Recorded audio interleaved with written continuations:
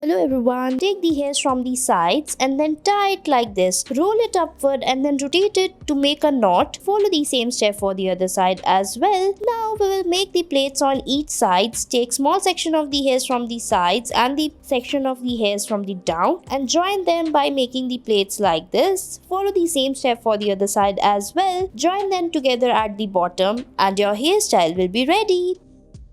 Next, tie the hairs on the back like this. Now tie it from the bottom, rotate it. Now again rotate it on the top to make a heart-like shape. Now we will tie all the hairs together. Tie it from the bottom as well and then divide it and then rotate it. Now fold it upward and fix it around the bun as shown in the video. Now we will tie rest of the hairs in the downside again. Roll it down and then tie it from the bottom and again repeat the step. Fix it again on the top and your hairstyle will be ready.